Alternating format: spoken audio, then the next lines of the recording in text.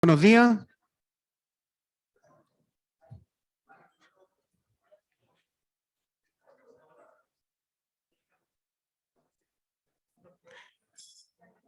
Muy bien. Buenos días. Asiento, por favor. Vamos a comenzar. Buenos días. Muy buenos días. Bien, les damos la más bienvenida a nuestro... Tan buenos para conversar hoy día. Ya. Bien. Ahí llegó la autoridad del evento, Carlos. Ya. Muy buenos días. Bienvenido a la octava charla del Club CIO. Una red interesante que tenemos para ustedes para compartir los proyectos que ustedes hacen en sus empresas. Por supuesto, darle las gracias, como siempre, a nuestros partners que hacen posible el desarrollo de estos encuentros: GTD, Trend Micro, Sonda, Avalora, Coacil Logicalis, ProactivaNet. Y también a nuestros media partners, la revista TrendTIC, y a un partner de recursos humanos como es IT Hunter, que ustedes escucharon a el señor Toselli en la charla del Club CIO pasado, donde nos mostró su estudio de la guía salarial. Muy interesante. Y ya, bueno, hemos recorrido una agenda bastante ya importante del año y hoy día nos toca escuchar a un invitado especial de Sonda, que es IBM, y que lo vamos a introducir en unos momentos más. En noviembre vamos a tener una charla de BCI Seguro en forma remota, y el 14 de diciembre, como es tradicional, vamos a hacer nuestra ceremonia de premiación del Club CIO. Y desde ese punto de vista, han estado bastante flojitos para entregarnos proyectos, así que los animamos a que nos entreguen sus iniciativas para que las podamos evaluar. Recuerden que estos proyectos que ustedes presentan son votados por ustedes mismos, por los pares, y eso tiene una ponderación, y también hay una comisión en el Departamento de Ciencias de la Computación que también evalúa y tiene un peso dentro de lo que se revisa, dentro de los proyectos.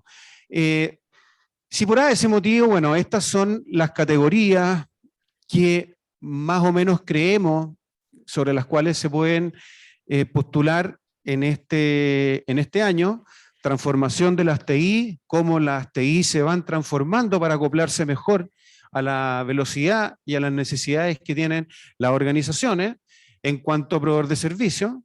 La transformación digital, ¿para qué decir? Desde la pandemia este proceso se ha acelerado bastante, ¿sí? Y proyectos de modernización tecnológica. Pero si ustedes creen que hay un proyecto que también es interesante y que no de alguna manera calce con estas categorías, nosotros lo podemos revisar igual, para no perder la oportunidad de poder escuchar y evaluar iniciativas interesantes que eventualmente ustedes hayan presentado durante el año. Otra cosa que queremos contarles es acerca de este curso que nosotros prometimos lanzar este año en julio, la versión online asincrónica self-paced, ¿ya?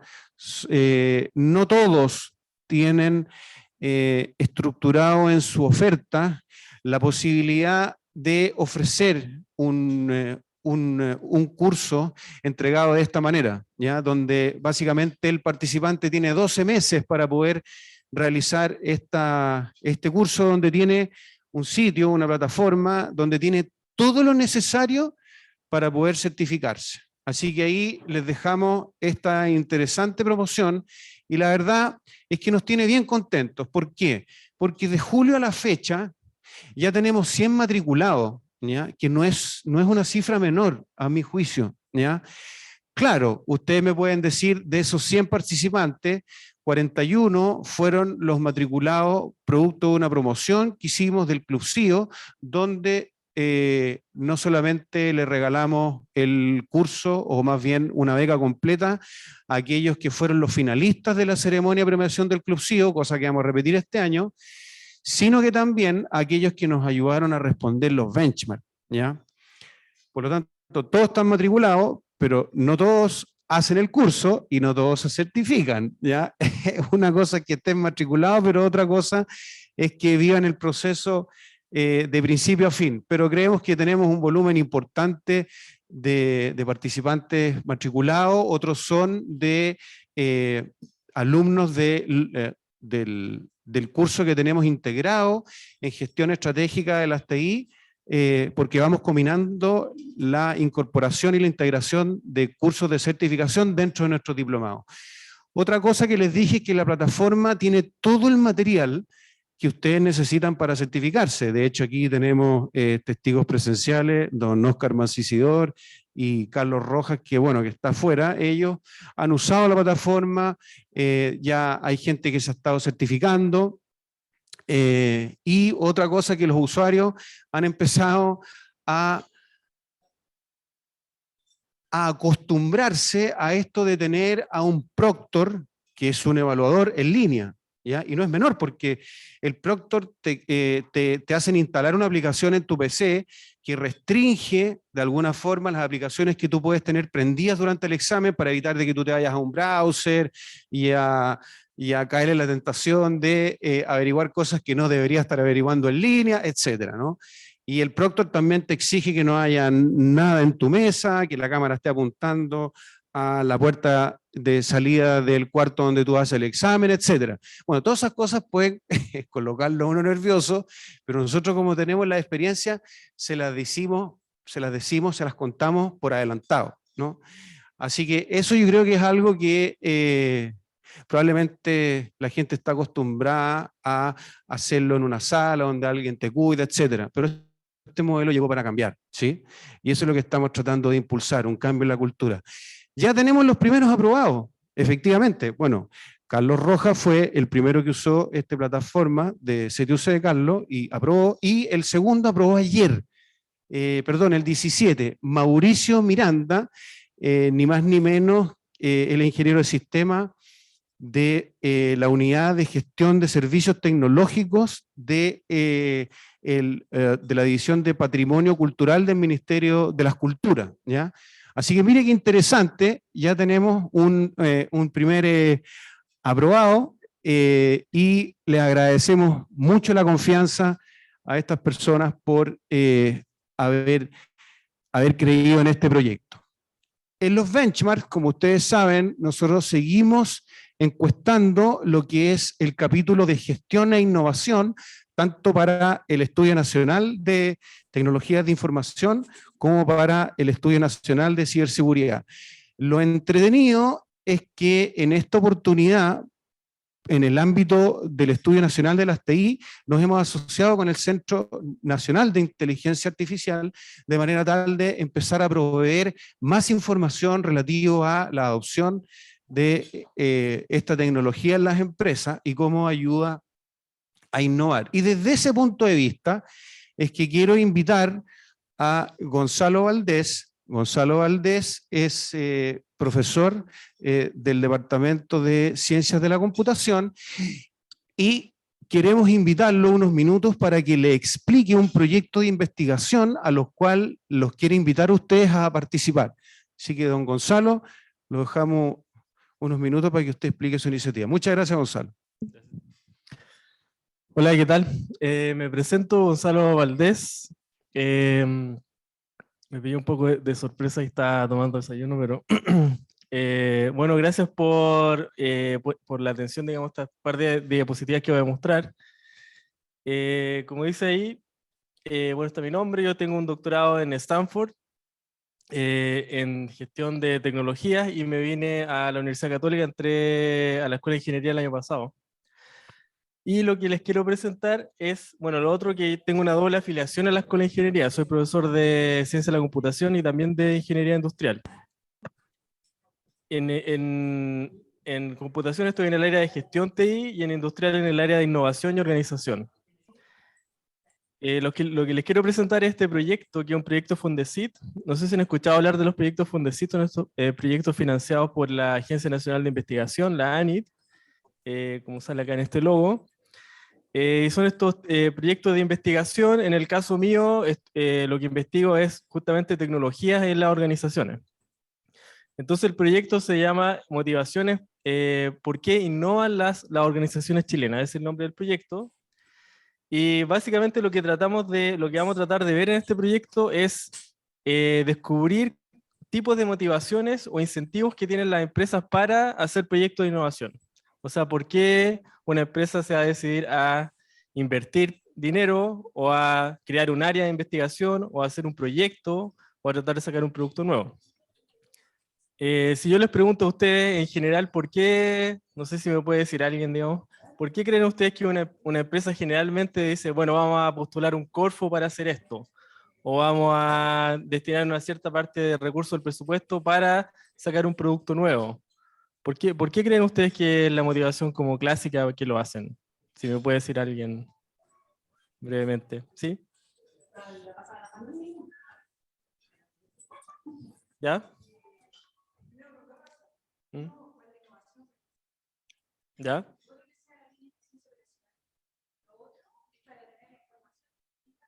Ujú.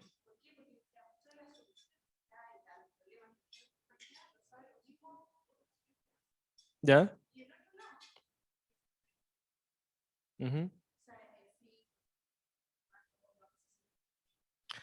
Ya, o sea, por una visión como de mejoramiento interno y también de estrategia hacia futuro, ¿cierto? Ya, ese es como diría que está bien alineado con la teoría imperante de la innovación. La mayoría de las teorías que explican por qué las empresas hacen o no innovación tiene que ver con esas razones un poco más de corte como económico, digamos. Y que sea que yo quiero optimizar algún proceso interno o que quiero entrar a un mercado nuevo, entonces quiero, no sé, mejorar utilidad, mejorar competitividad, etc. Y eso es, digamos, la teoría imperante, casi todas las encuestas, no sé si a usted le ha tocado responder la encuesta nacional de innovación u otras, van por ese lado, es investigación de ese estilo que al final es la que se usa para explicar por qué ciertos grupos de empresas van a tratar o no de hacer innovación. Ahora, el Fondesit en el fondo trata de agregar otros factores también, que son de corte sociológico, se podría denominar así, que tienen que ver con otros cálculos que no son tan directamente económicos. O sea, siempre va a estar ese análisis, pero también hay otras cosas. Por ejemplo, existe que las empresas a veces se imitan entre sí y no están pensando tanto, oye, con este producto nuevo voy a ganar tanta plata, sino que dicen, con este producto nuevo lo voy a hacer porque es lo que está haciendo la empresa líder, porque yo quiero parecerme un poco a la empresa líder en mi área, entonces voy a tratar de imitar lo que hacen. Pasa mucho, por ejemplo, en las universidades. La Universidad Católica dice, voy a tener un nuevo diplomado en innovación, y tú dices, ¿pero por qué? No, porque MIT lo está haciendo, digamos, o porque Stanford lo acaba de hacer, o Harvard lo acaba de hacer. Entonces, entre organizaciones pasa mucho eso, esa especie de como imitación un poco más automática, apelando a tratar de hacer lo que se considera legítimo en mi industria. También a veces se producen cambios normativos. Se produce un cambio en lo que se espera en mi profesión, ya, en mi profesión o en mi industria.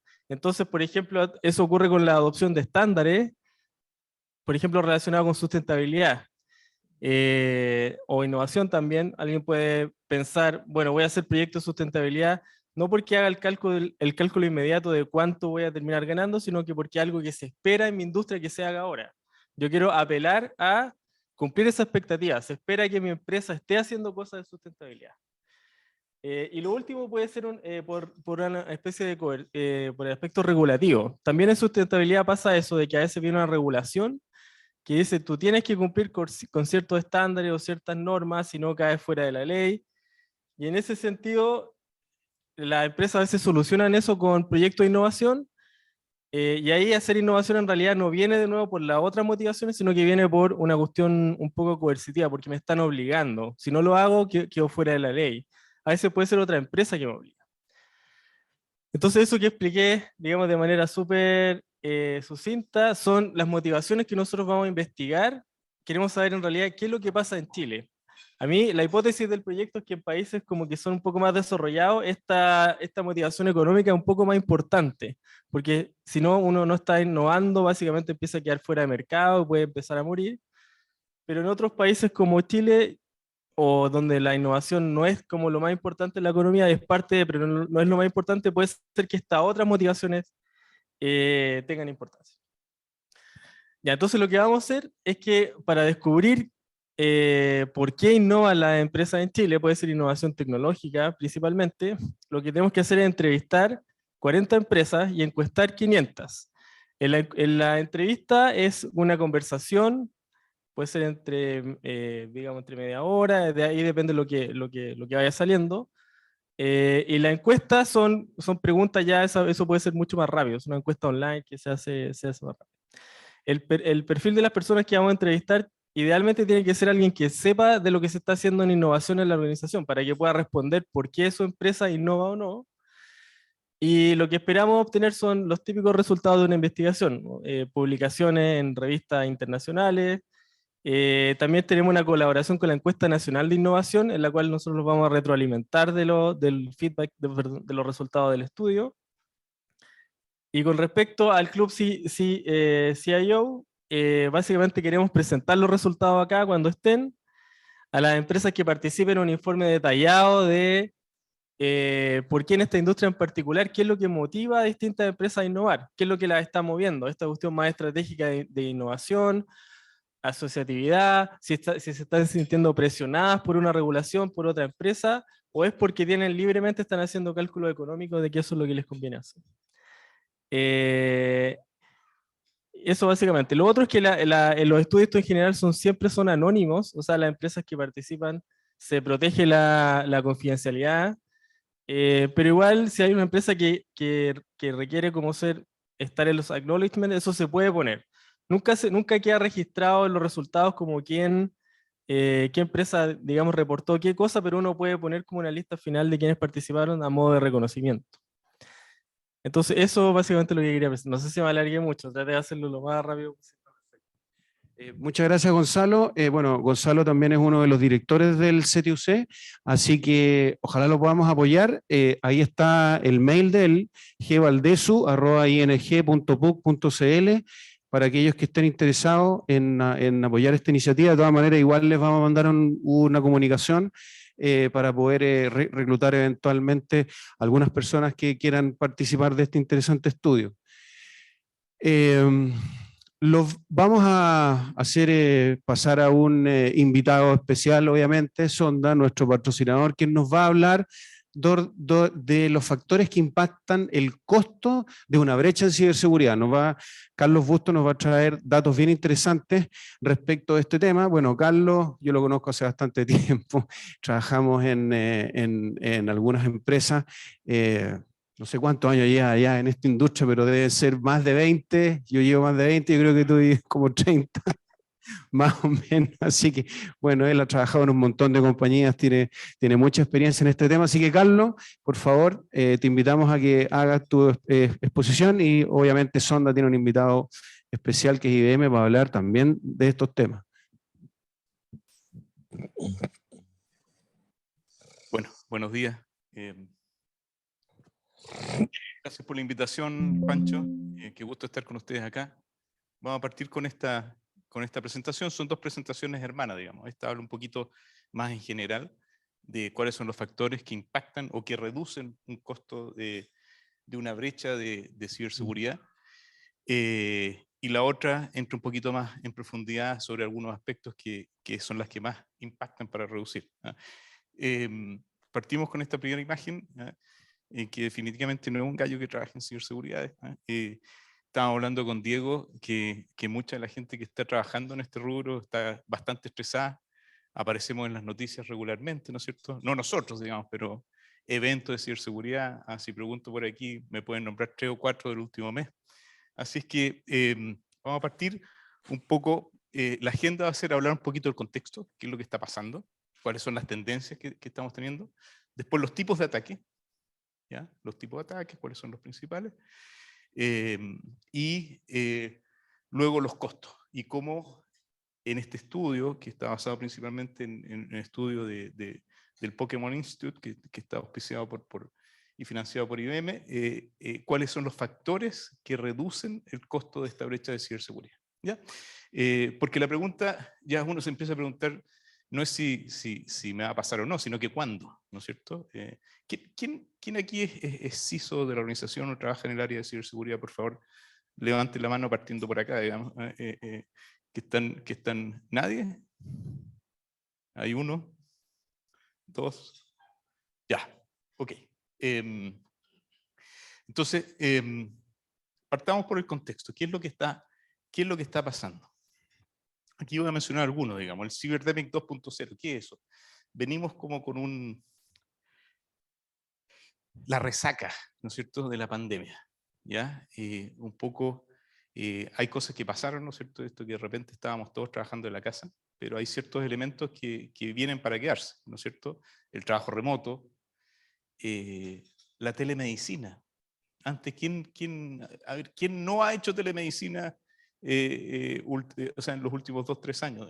¿Ah?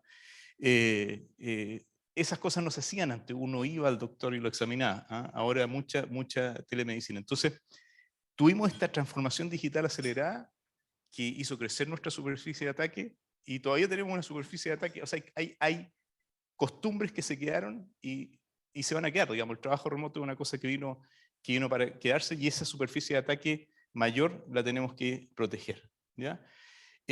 Toda esta industrialización de los cibercriminales, son empresas, son como células, ¿no es cierto? Se organizan entre sí, se venden información entre sí, desarrollan pedacitos de ransomware para atacar, ¿ah? Se los venden entre ellos. Es toda una economía que se forma alrededor de estos ciberataques, ¿ya? Los ataques a infraestructura crítica, ¿ya? Los ataques a gobierno. ¿Quién escuchó sobre el grupo Conti que atacó el gobierno de Costa Rica? No sé si escucharon sobre eso, pero quedó el plumerío, digamos, ¿no? Costa Rica estuvo muchos meses sin varios servicios y lo peor del caso es que atacaban un servicio, lo recuperaban, después atacaban otro, lo recuperaban y así sucesivamente. Y estuvieron varios meses con esa problemática. ¿Ah? Journey to the Cloud. ¿Ya? Ahí vamos a ver que uno de los factores importantes de riesgo son las organizaciones que están haciendo una migración a la nube. ¿Ya? Y si pregunto de sus empresas, ¿alguno está haciendo la migración a la nube? ¿Podrían levantar la mano? Porque no. ¿Nadie? 1, 2, 3, varios, digamos. ¿Ah? Y eso supone un riesgo y vamos a hablar un poquito de eso. Las nuevas regulaciones, se estima que para el 2025 el 75% de la población mundial va a estar sujeto a regulaciones de privacidad de la información. ¿Estamos preparados para eso? En Chile estamos viendo la ley, cuánto nos vamos a demorar en implementarla, cuáles son las multas, etcétera. Nuevos frameworks, el Zero Trust, ¿ya? Ataque a la cadena de distribución, el ataque que sufrió SolarWinds, ¿ya? Básicamente. ¿Ah? El cómo yo manejo la seguridad de los terceros, de mis proveedores. ¿Ya? Ese es un tema interesante, vamos a ver aquí, que también es un factor que influye en el costo del ataque. ¿Ya? La conversión en los directorios, etc. ¿Ya? Pero este es el contexto general de lo que está pasando en ciberseguridad y las cosas que afectan. ¿Ya? Vamos entonces a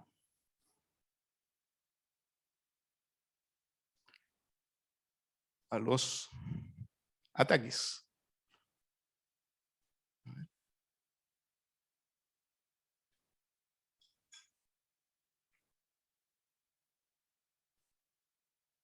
Ahí está. No, hubo un problema con él. Bueno, ¿cuáles son los tipos de ataques? ¿Cuáles son los principales ataques?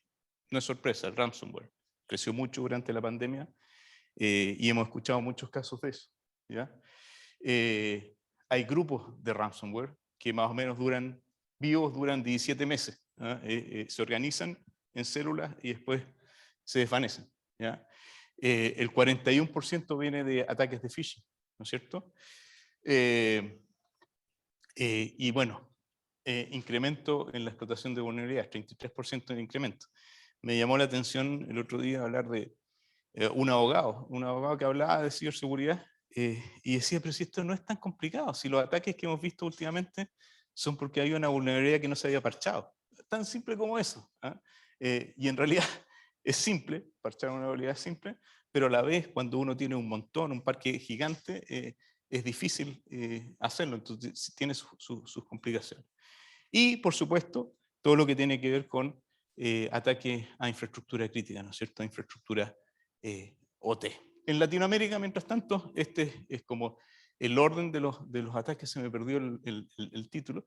Y otro factor importante es que las amenazas de Linux van en aumento. O sea, ¿se acuerdan esa época en que Linux decía que era mucho más seguro? Bueno, han ido aumentando también.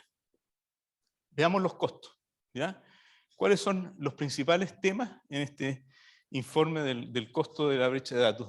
Es reciente, 2022.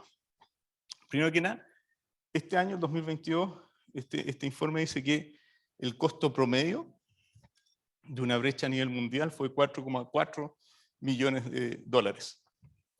Un poquito más que el año pasado, pero un 12% más que el año antepasado. O sea, del 2020 al 2022 esto creció en un 12% promedio, ¿ya? En el 60% de los casos, el costo de la brecha obligó a la organización a aumentar los precios de sus productos. Eso es brutal, o sea, ya está teniendo impacto en el negocio. Y esto, la cadena de distribución, nuestros proveedores, ¿ya? El 19% de las infracciones ocurrieron debido a que había un socio comercial comprometido, ¿ya? Entonces muchas veces uno no, como que dice, ya, bueno, yo asumo que el otro se va a preocupar de su seguridad, pero no necesariamente eso es así. Digamos, las relaciones de confianza y este concepto de Zero Trust empieza a tener sentido, ¿ya? Lo otro, ataque a infraestructura crítica, ¿ya? Este concepto que en infraestructura crítica con las redes OT hay confianza como absoluta. ¿No? Nunca ha pasado nada, ¿no? Así que ¿por qué debería pasar algo? Algunos de los que están en la sala tienen elementos OT o que manejar elementos OT dentro de su organización. ¿Sí? Allá al fondo, sí, perfecto. Entonces es un tema que no deja de ser importante, y el costo promedio, o sea, de estos 4,35, el costo promedio adicional era de 1 millón más, digamos, por brecha, o sea, casi un 25% más en el caso de organizaciones que tienen que manejar redes OT. ¿Ya? Después me pareció interesante que no pagar el rescate, ¿ya? O sea, el costo promedio menor de las empresas que pagaron el rescate les salió $600.000 menos en costo, pero tuvo que pagar $800.000 por el rescate en promedio. Entonces, la verdad es que no es negocio. No es negocio para el que sufre el ataque, para el otro aparentemente sí. Y finalmente, el tema del cloud, que ya les mencionaba. El 45% de las brechas ocurrieron en la nube, y el 43% de las organizaciones señalaron que estaban en etapas muy básicas de seguridad, ¿ya? Y esto, bueno, vamos a hablar un poquito más en detalle porque es un tema no menor, ¿no? Ayer justamente estábamos conversando con la gente de Amazon Web Services y decía algunos de los mitos y realidades respecto al cloud, ¿ya? Y ahí vamos a ver algunos de los consejos que dan ellos en la migración al cloud. Latinoamérica, ¿qué pasa? Bueno, el costo de la brecha es mucho menor. ¿Por qué? Básicamente porque los activos digitales que se están protegiendo son menores, los costos son menores, etcétera. Promedio Latinoamérica excepto Brasil, ¿ya? 330 días para contener una filtración de datos en Latinoamérica, versus 227 del promedio mundial, ¿ya? O sea, a pesar de que redujimos en 25 días comparado con el año anterior, igual 330 días tener a alguien metido adentro es no menor. No sé qué analista decía que hay dos tipos de empresas: las que sufrieron una brecha de seguridad y las que no saben que sufrieron una brecha de seguridad.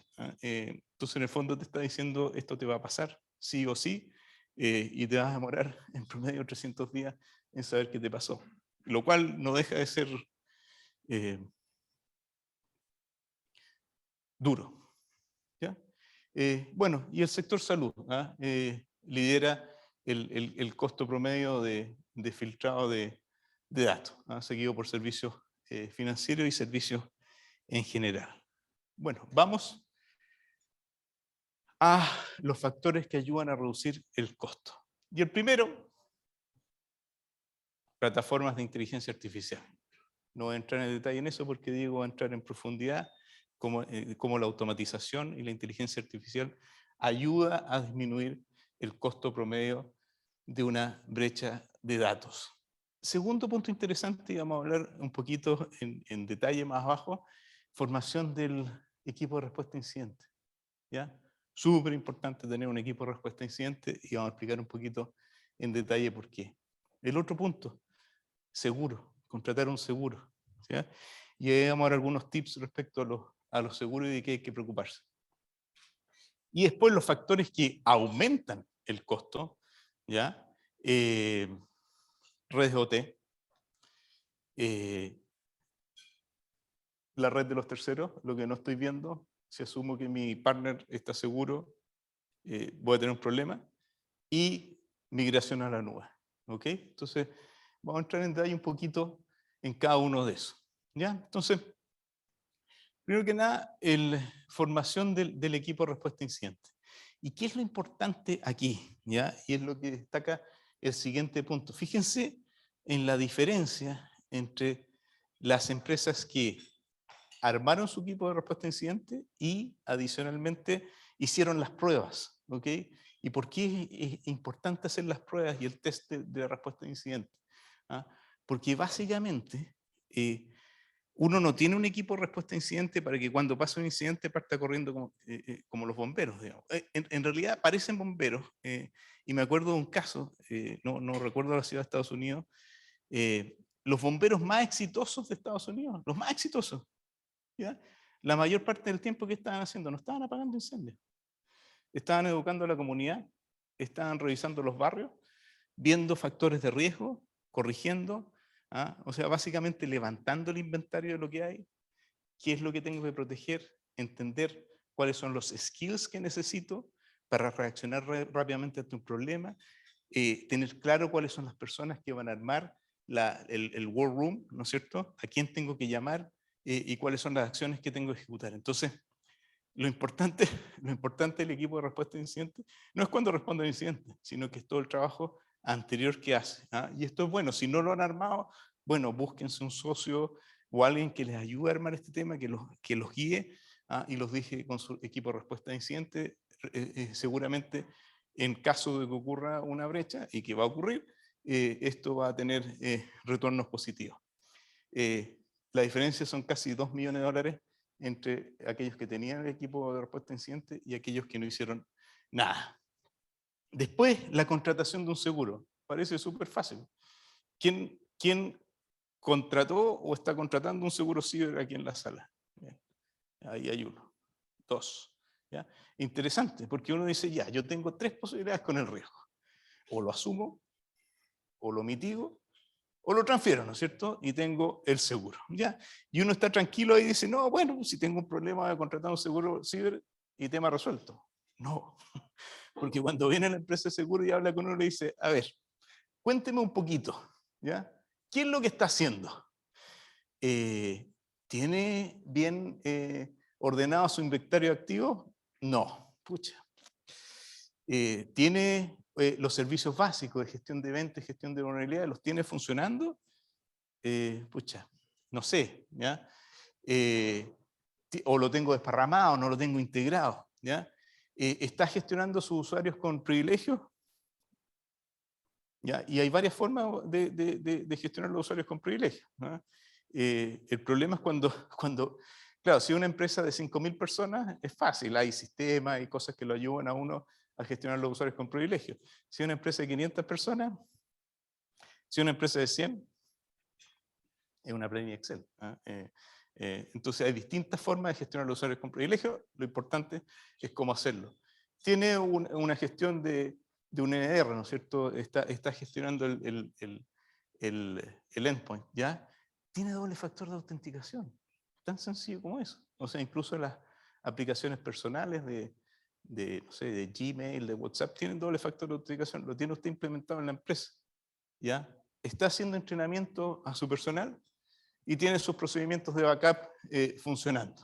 Copia de seguridad alternativa en un lugar distinto. Y uno dice, oye, ¿por qué el backup es tan importante y un tema de ciberseguridad? Créanme, cuando uno llega a un cliente después de un incidente y el tipo le dice, no, lo único que quedó es el backup, créanme que es bastante importante. El resto se lo llevó el ransomware. Bien, migración a la nube.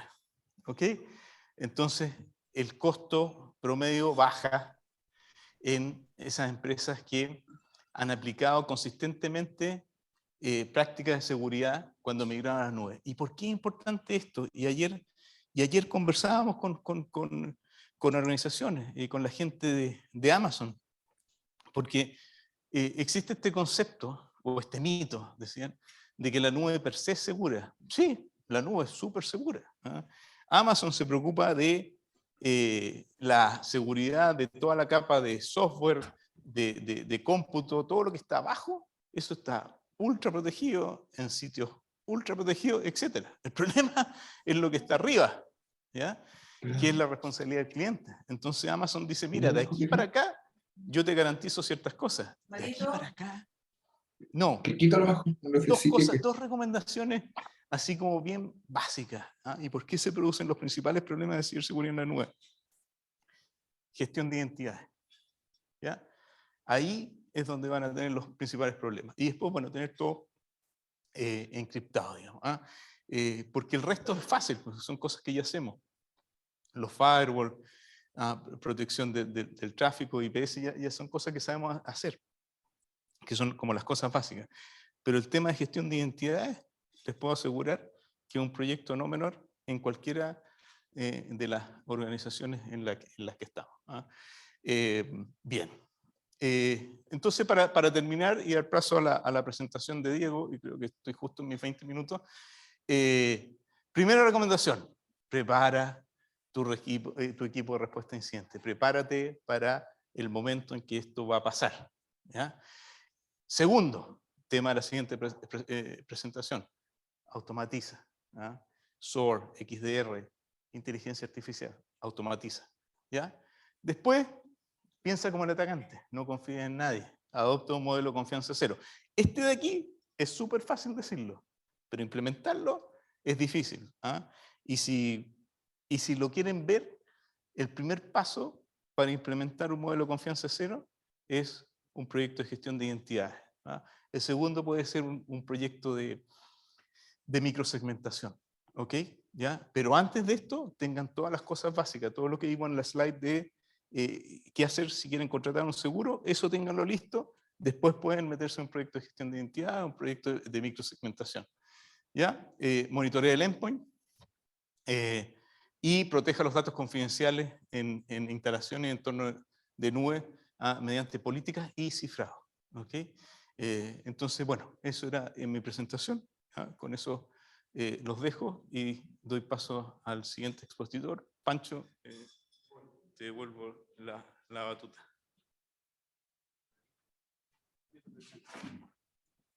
Mira, con el Alt Tab, ¿me puedes ayudar a pasar a la presentación que lo presenté? Alt Tab, sí.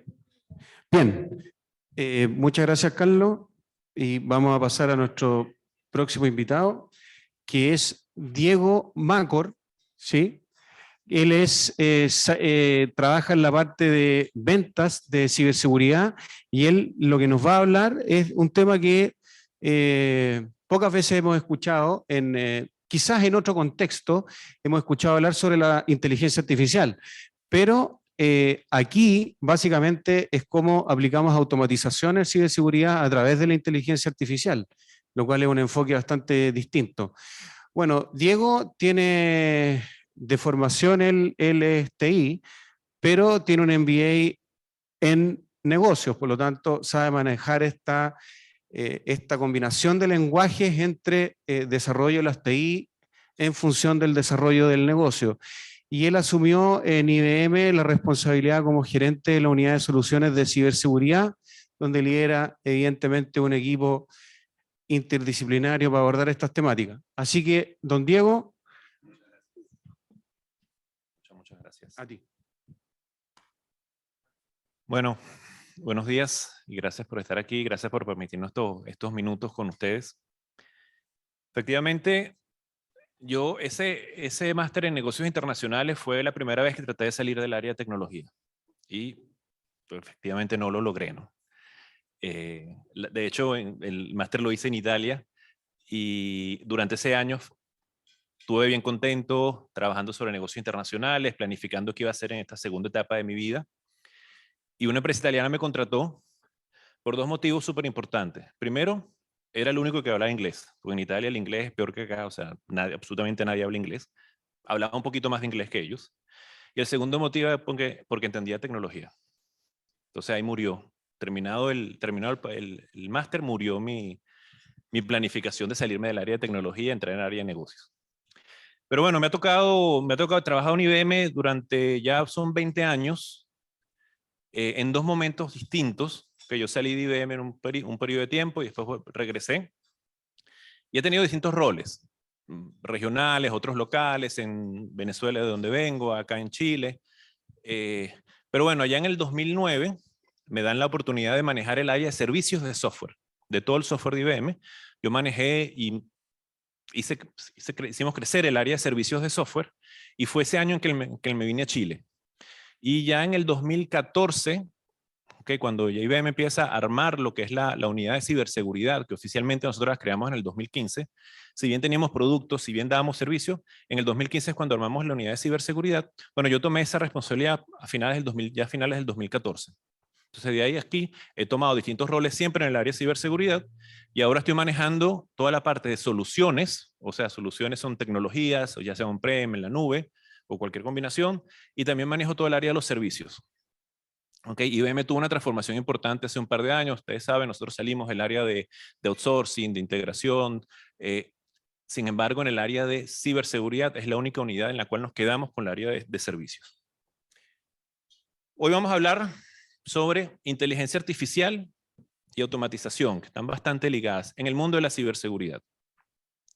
Vamos a identificar un poco a qué nos referimos con inteligencia artificial, que entendemos un poco sobre automatización, entendamos un poco cuáles son las problemáticas que hemos identificado en los distintos análisis que hacemos, que tienen las empresas, cuáles son las problemáticas que tienen las áreas de ciberseguridad y cómo podemos apalancar estas dos. También vamos a ver un poco lo que están haciendo los cibercriminales desde el punto de vista de utilización de herramientas y tecnologías de automatización e inteligencia artificial para generar ataques. Ahí, por supuesto, vamos a tratar de hacerla un poco más entretenida. Si tienen alguna pregunta, adelante. Lo que pueda responder, por supuesto, lo trato de responder. Y lo que no sepa responder, lo responde Carlos. ¿Ok? Listo. Bueno, nosotros tenemos una serie de informes en IBM. Uno de estos es uno justamente sobre inteligencia artificial y automatización. Y se le preguntan fueron 3.000 CEOs sobre cuáles eran las problemáticas que habían en el momento que estaban manejando ellos. Y el resultado en todas las distintas áreas son principalmente sostenibilidad, regulación y riesgo cibernético. Cuando hacemos un breakdown de estos resultados por industria, cambia un poco. De hecho, en la industria financiera, ciberseguridad queda en primer lugar, con un porcentaje mucho mayor. Porque nosotros sabemos, ahí está el dinero, son los más atacados, pero son los que están mejor posicionados para defenderse.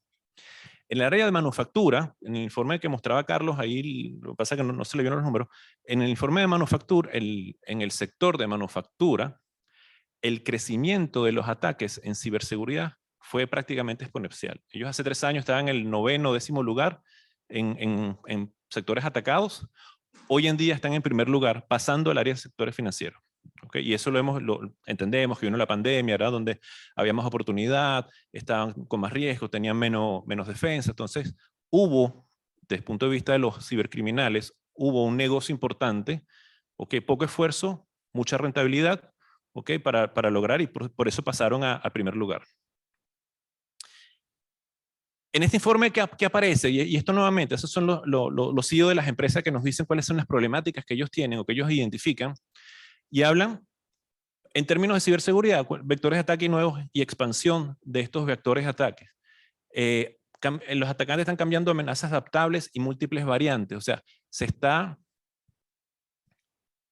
automatizando, se está profesionalizando, se profesionalizaron los ataques. De hecho, allá en el 2018-19 se hablaba que el 80% de los atacantes eran empresas de crimen organizado. Hoy en día estamos al 97%.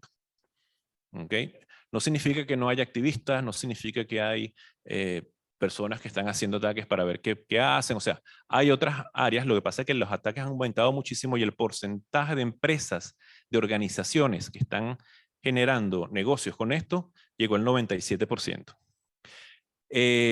Atacantes están cambiando en la automatización. Nosotros hemos detectado en los análisis que hacemos que hay muchísimos ataques, lo vamos a ver quizás un poco más, lo vamos a ver más adelante, que están completamente automatizados.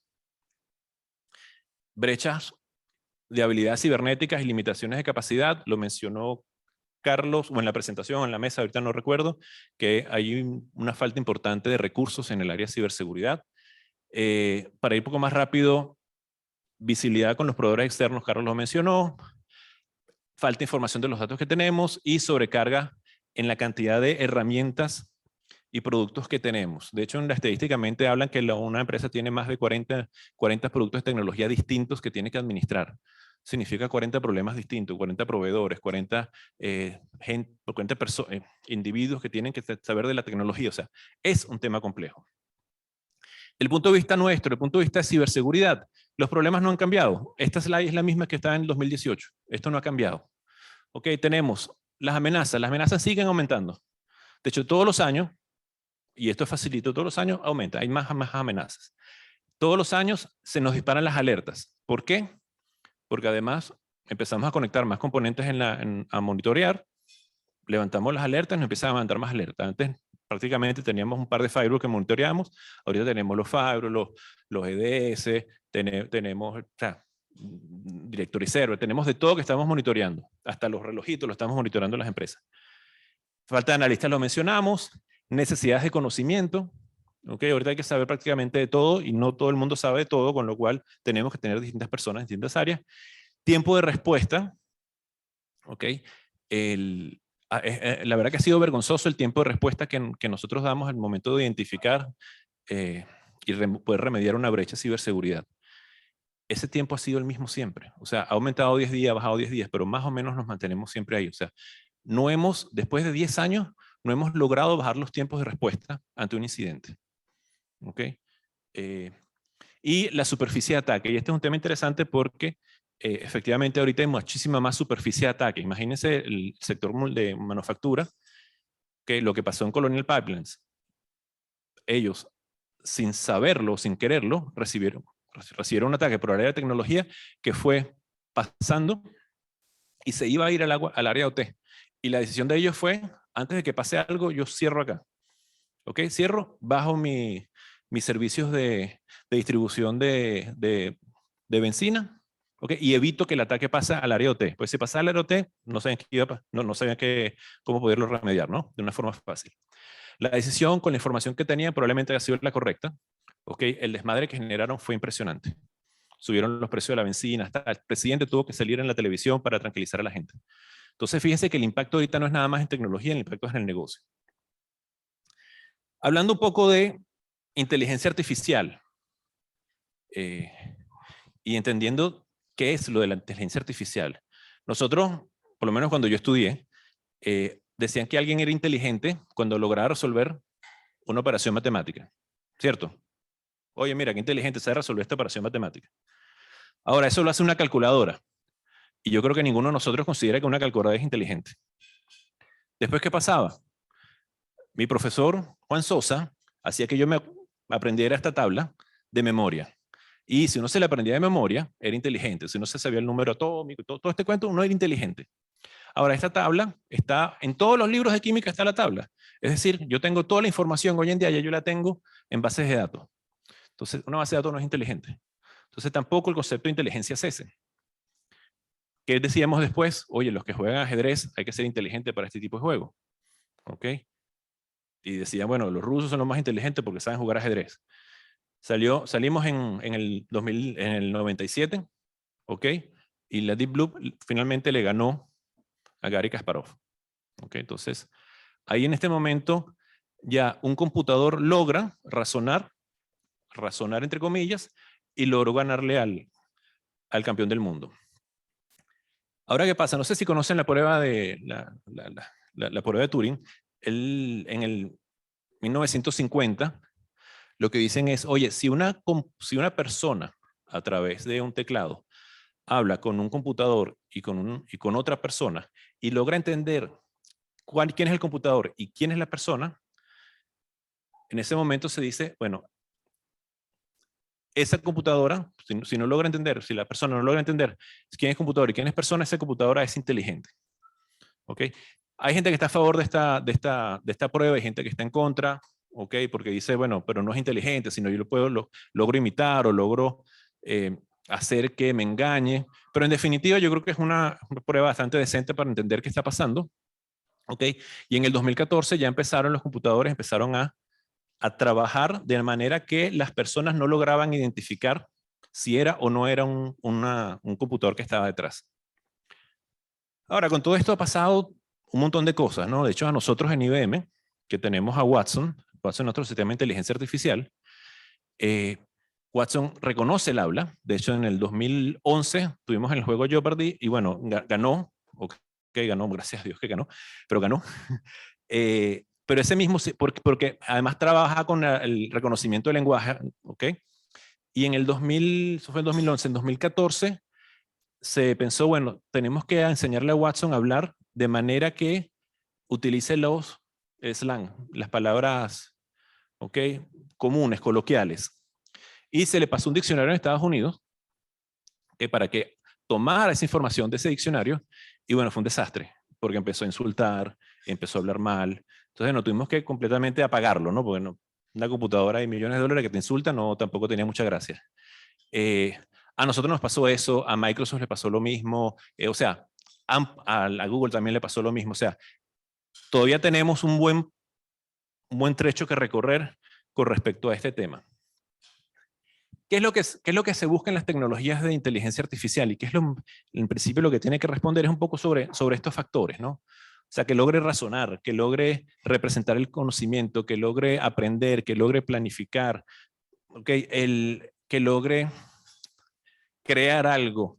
En definitiva, lo que tiene que lograr es, y como uno de los conceptos de inteligencia artificial, es que logre imitar el comportamiento humano. ¿Ok? Y precisamente por eso han salido las cosas mal, porque trató de imitar el comportamiento humano y salieron temas racistas, salieron temas de malas palabras, o sea, han salido varios temas así porque lamentablemente así somos nosotros, entonces le tenemos que enseñar a ser un mejor ser humano, pero bueno, ese es tema de otra charla. ¿Qué es la inteligencia artificial entonces? Entonces, la inteligencia artificial, vamos a englobar un poco todo, nuevamente es imitar el comportamiento humano o razonar como lo haría un humano. Dentro de inteligencia artificial tenemos la parte cognitiva.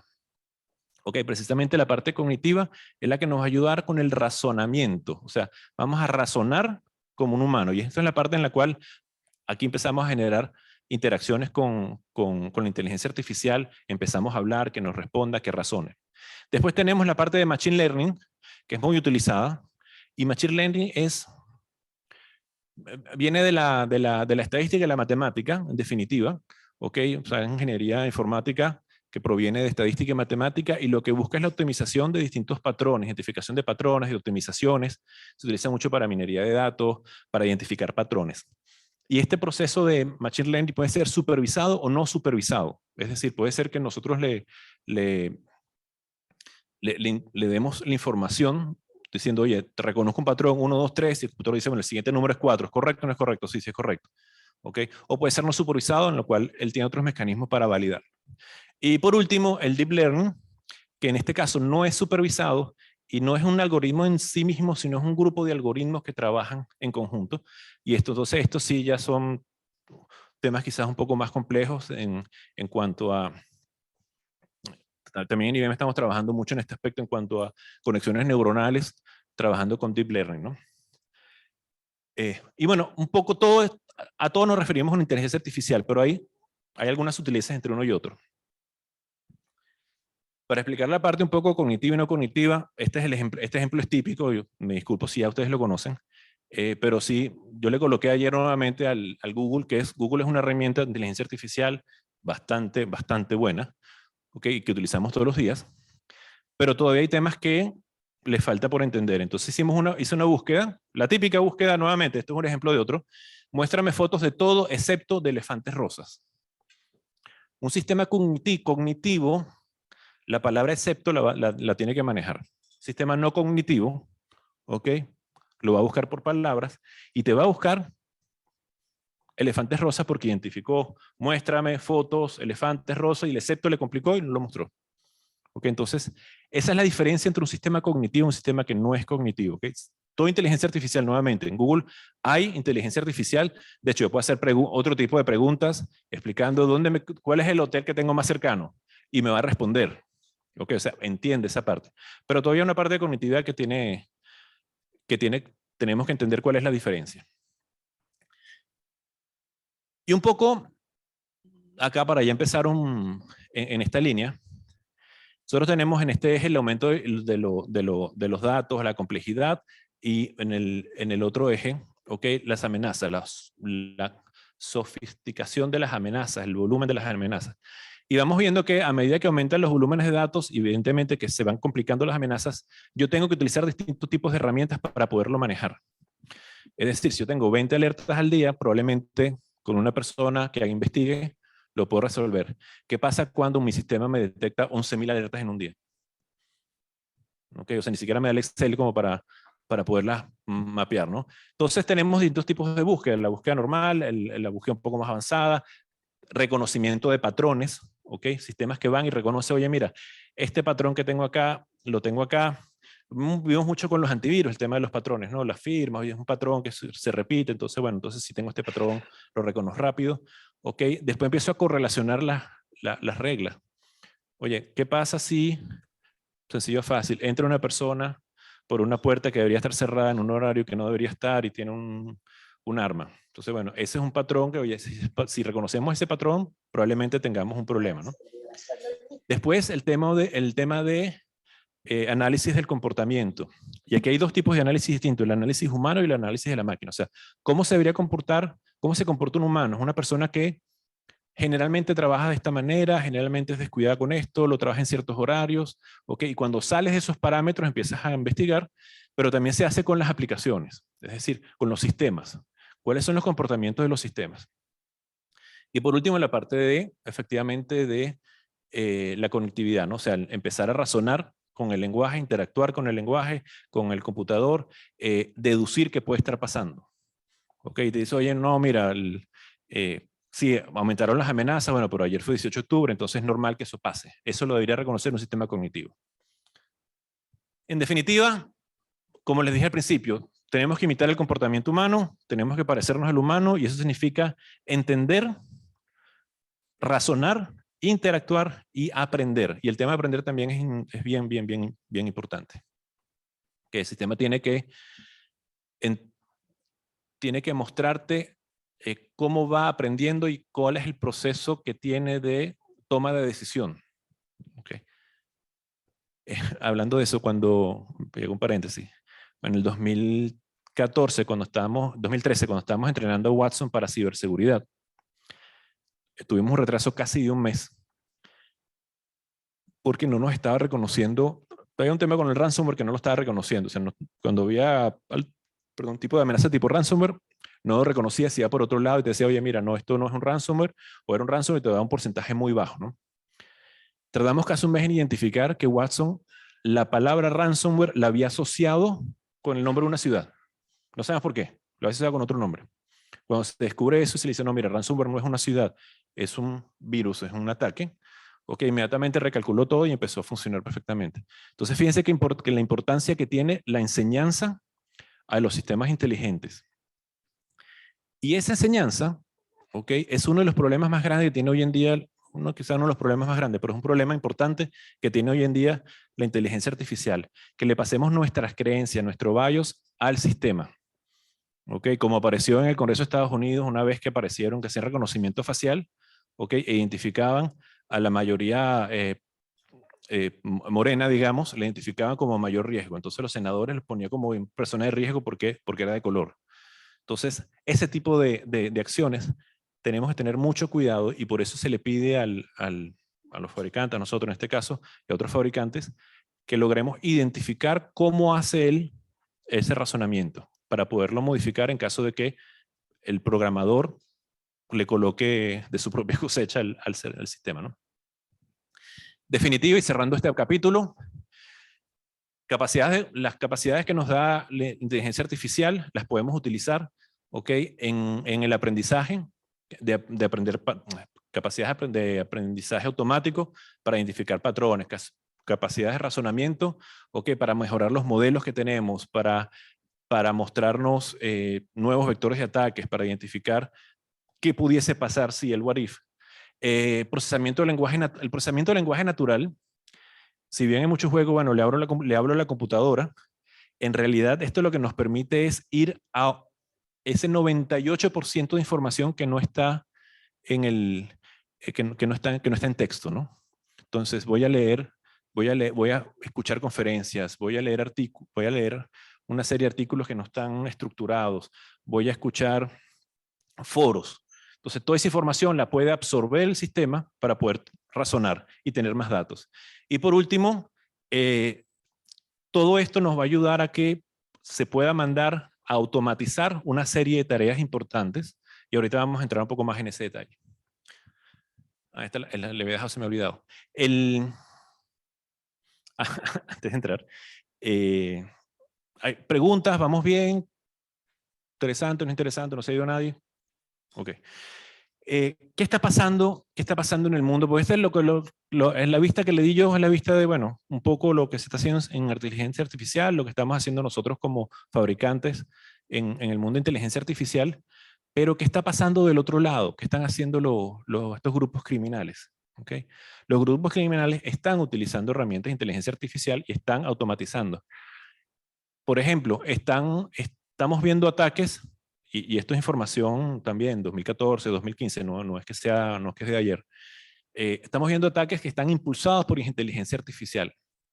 Es decir, se analiza cuál es el mejor momento, se levanta la información de cuál es el típico, las características típicas de la persona que quiero atacar, o sea, a qué responde. Tenemos los ataques hacia la inteligencia artificial, ¿ok? Y tenemos el robo de inteligencia artificial, o sea, el robo de todo del código de cómo se genera inteligencia artificial para poder entrar y darle la vuelta para poder generar un ataque mayor, ¿no?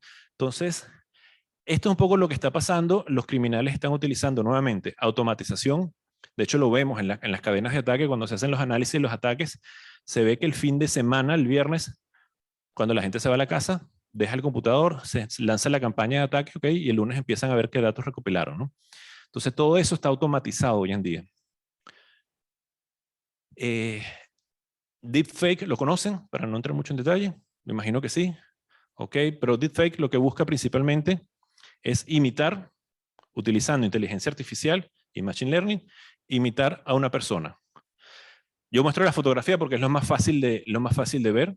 ¿Ok? Aquí hay varios casos. Hay gente que se ve el presidente Obama tiene ahí también uno, no lo tengo en la presentación, esa sí está oculta. Hay un video del presidente Obama hablando, ¿ok? Y uno dice, uno lo ve y es el presidente Obama. Lo vemos con Putin, lo vemos aquí también, lo utilizan mucho en las películas. Entonces, esto utilizado para generar campañas, para desestabilizar gobierno, para apoyar una campaña de phishing. Una campaña de phishing, cuando hay una campaña de phishing y después hay una llamada telefónica, esa campaña tiene un ratio de éxito mayor del 30%, o sea, aumenta el 30%, lo cual es un número súper importante. Es decir, te llega un phishing, ok, señores, lo queremos invitar a Punta Cana, y te llama un operador, oye, le mandamos un correo para invitarle a Punta Cana, bueno, 30% más de la gente cae en eso, en ese aspecto. Con esto es mucho mayor, ok. ¿Qué ha pasado con esto? Ha habido deepfake, pero con la voz. ¿Okay? El primer caso registrado que tenemos fue en el 2014. ¿Okay? Una llamada, deepfake, oye, por favor, transfiere $240,000. Sí, señor. Transferencia hecha. Y uno dice, bueno, ¿qué pasó? En los Emiratos Árabes Unidos fueron $35 millones. ¿Okay? 17 personas involucradas en la estafa. ¿Okay? había una serie de correos que eran correos que mandaba la organización, mira, estamos haciendo esta transferencia, queremos hacer esta adquisición, y al gerente de finanzas le llegó efectivamente una llamada telefónica diciéndole, oye, mira, queremos hacer la adquisición, realiza la transferencia, te mandamos un correo donde está la información, por favor realízalo. La persona reconoció que era su jefe, tenía la evidencia porque tenía no sé cuántos correos con esa información y empezó a generar las transferencias. Todavía están buscando la plata. En Estados Unidos han logrado recuperar algo. ¿Ok? Y bueno, pasó este año. Elon Musk, no sé si lo vieron, que tuvo que salir en internet a decir, oye, no era yo. Había un deepfake de él diciendo, oye, señores, compren esta criptomoneda. Tuvo que salir, no, mira, ese que está, no soy yo. Entonces, esto está pasando cada vez más y bueno, nosotros, evidentemente en las organizaciones, lo tenemos que ir manejando, ¿no? Lo que les comentaba, se hizo una prueba, se hizo una prueba esto fue hace un par de años, hace 3 años más o menos, 3, 4 años, en el cual se le dio un sistema inteligente para que escribiera el phishing, correos de phishing, y fue mucho más eficiente que los que hacían las personas. Entonces, fácil, vas, contratas, lo puedes contratar como un servicio, ¿no? También, vas, contratas el servicio, $30 por phishing, por campaña de phishing, y empiezas a lanzar, o sea que la barrera de entrada para el mundo criminal, la verdad es que es bastante baja, y eficiente. Bueno, nosotros en IBM, se lo habías comentado antes, nosotros tenemos una serie de principios, ¿no? Y se los quiero leer, ¿no? Porque nuevamente, el propósito es aumentar la inteligencia humana. Los datos y las ideas son del dueño, del creador, y las tecnologías, deben ser transparentes y explicables. O sea, tenemos que ser capaces de explicar, cuál es el razonamiento que tenemos para llegar a un resultado. Esto va un poco por el lado de la ética, ¿no?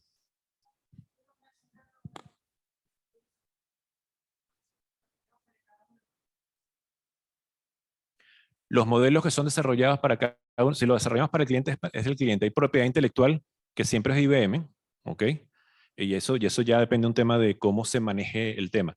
Por lo menos la propiedad intelectual que se genera en base a lo que utiliza Watson, eso evidentemente es de IBM como tal. ¿Para qué lo utilizas? Es tuyo. O sea, lo que tú hagas con eso es tuyo. Pero la inteligencia del Watson como tal es nuestra. El resultado que te da a ti en la aplicación de eso es tuyo.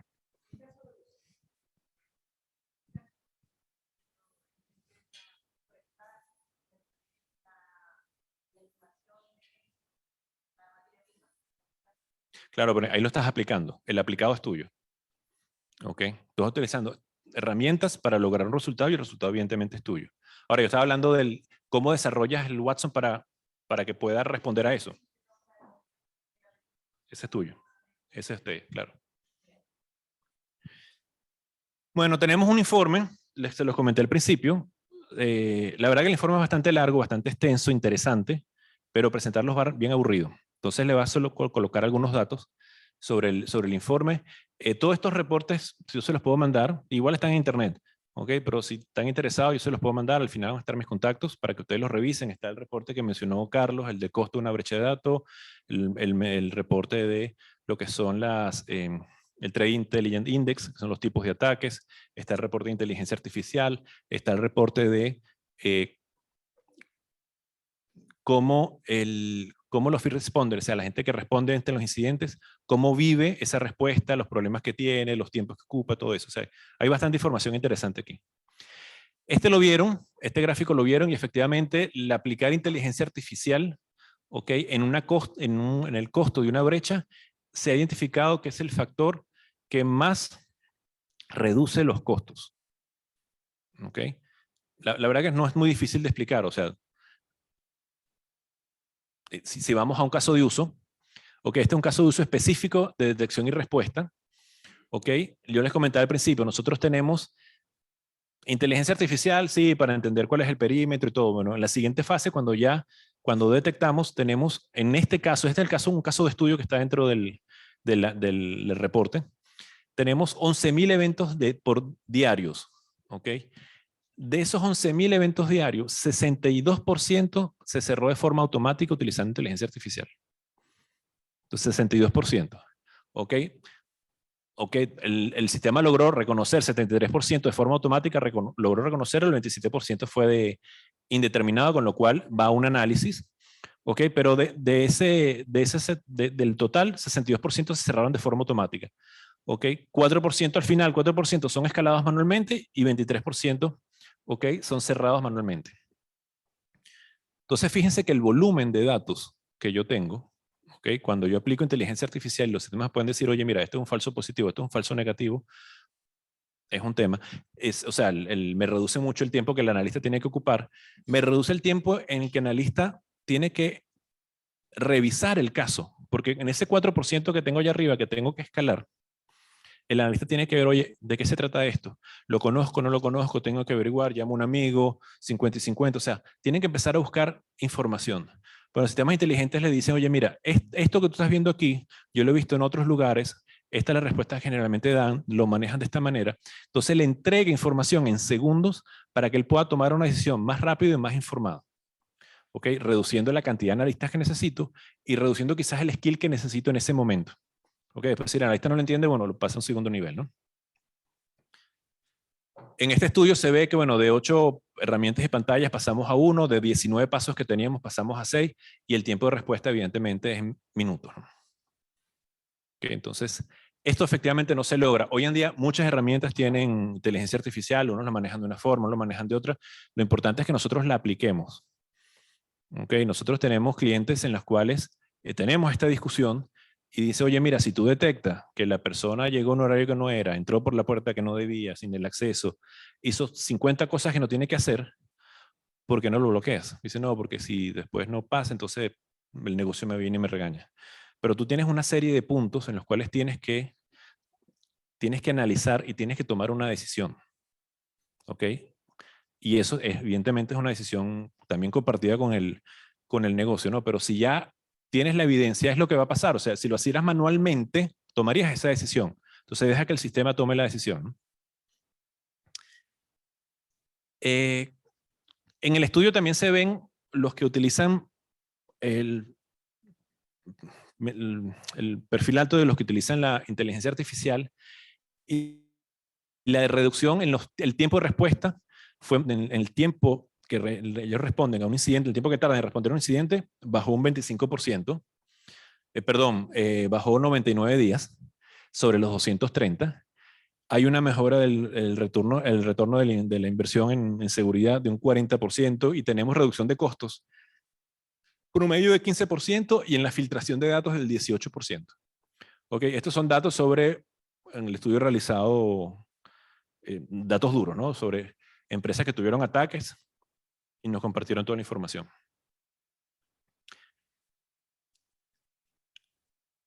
Aquí vemos un poco cuál es el costo que tiene, el costo de una brecha. Yo no sé si Carlos la mostró, ahorita no recuerdo. Aplicando no inteligencia artificial. La barra azul más clarita es empresas que no tienen desarrollado los sistemas de inteligencia artificial. La intermedia tienen parcialmente. La más oscura es la que tienen implementado completamente. Y lo que se ve es una diferencia importante entre la primera y la última, ¿no? Y una diferencia razonable entre las siguientes dos.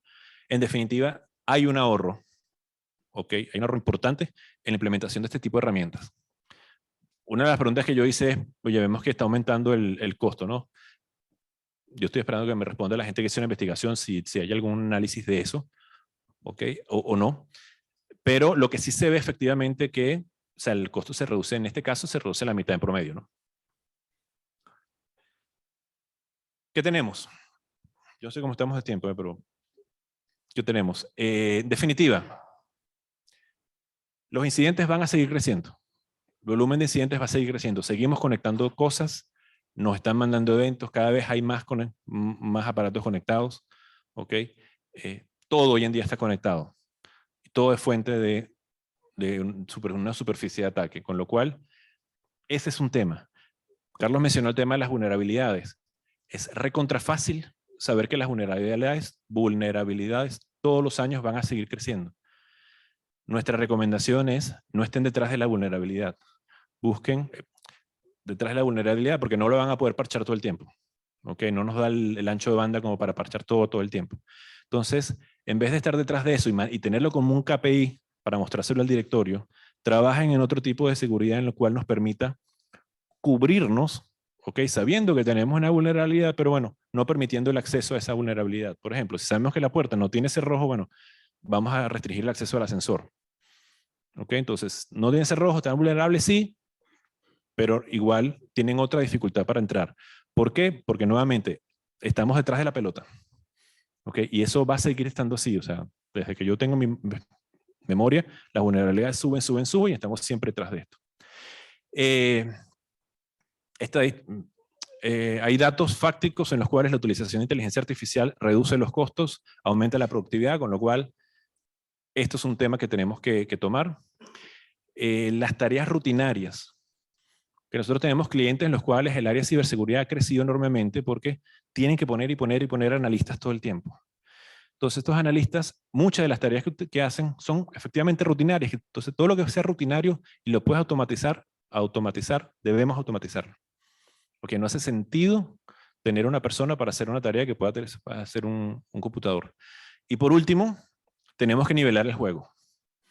¿Ok? Los criminales están utilizando estas herramientas, o sea, lo vemos, entramos a la dark web, vemos servicios que cuestan 50, 100 dólares, ok, utilizando herramientas de inteligencia artificial. Entonces, pensemos en esto, tratemos de nivelar el juego y vamos a elevar nuestro nivel de seguridad. ¿Preguntas? ¿Preguntas? Ah, yo pensé que ya tenía preguntas.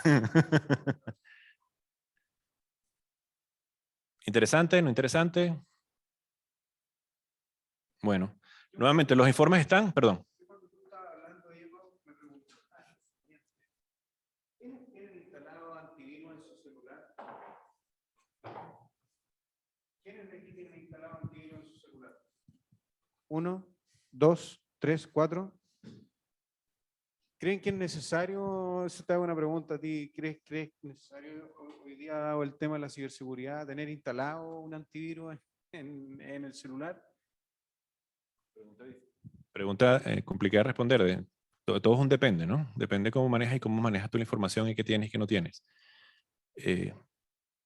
Toda herramienta, o sea, nosotros en IBM tenemos, no es un antivirus, tenemos herramientas de manejo de los dispositivos que realizan la misma función.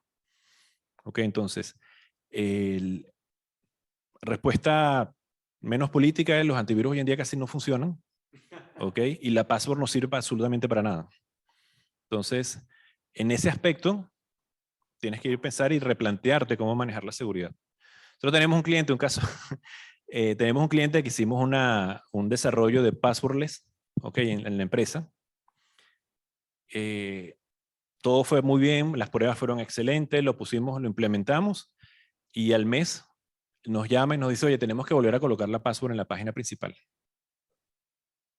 ¿Y qué pasó? ¿Hubo un ataque? ¿Pasó algo? Me dice, no. Un tema de sentimientos de las personas que al no colocar la password no se sienten seguras. Entonces le digo, bueno, pero la password no la vamos a utilizar para nada, porque efectivamente hacemos todos los controles sin la clave. Me dice, sí, yo sé, pero ponme en la pantalla que aparezca login y password y ya está, para que se sientan tranquilos. Entonces, nuevamente, la password hoy en día no sirve para nada, los antivirus han ido migrando, pero hay soluciones también que tú tienes que ir controlando para poder atender a los problemas que tienes hoy. ¿Alguien más quiere hacer una pregunta? Antes de ir cerrando, preguntas a Sonda.